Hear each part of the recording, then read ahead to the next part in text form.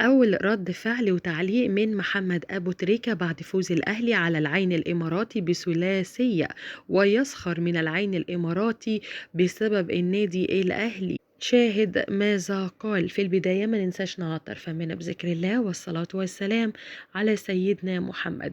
بعد الفوز التاريخي للنادي الأهلي على العين الإماراتي بثلاثية نظيفة، ليتوج الأهلي بكأس القارات الثلاث لأول مرة في تاريخ آسيا وأفريقيا، ويتأهل إلى قبل نهائي كأس العالم للقارات في قطر. فقد صرح محمد أبو تريكة وأدلى بتصريحات قوية جدا بعد هذه المباراة، وقال: يا ترى فين دلوقتي جماهير العين اللي كانت بتقلل من شأن وقيمة النادي الأهلي قبل المباراة، وبيقولوا إن احنا هنفوز أكتر من هدف عليهم وفي عقر دارهم في القاهرة، في استاد القاهرة. يا ترى دلوقتي أنا مش سامع صوتكوا ليه؟ احمدوا ربنا قوي إن الأهلي فاز عليكم ب3 أهداف فقط. الأهلي يمكن لو ركز أكتر من كده واستغل الفرص اللي جات له كان كسب أكتر من 4 و5 أهداف ويمكن 6 كمان. أنا عايزة أقول لكم إن الأهلي قبل كده كسب الهلال بالأربعة عندكم في الإمارات، وكسب اتحاد جدة كمان في قلب السعودية، وكسب أندية كتيرة جدا جدا. يبقى انتوا مش ينفع أبدا تقللوا من قيمة نادي كبير زي النادي الأهلي. النادي الأهلي محدش بيقدر يقلل منه. النادي الأهلي لما بيحط حاجة في دماغه بيفوز بيها.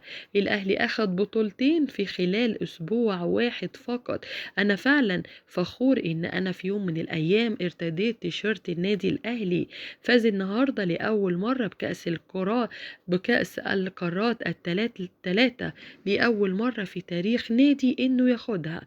لازم هيكون النادي الأهلي هو اللي ياخدها ويتأهل إلى نصف نهائي كأس العالم الانتر كونتيننتال، واللي هتتلعب في قطر، واللي هكون أول واحد موجود.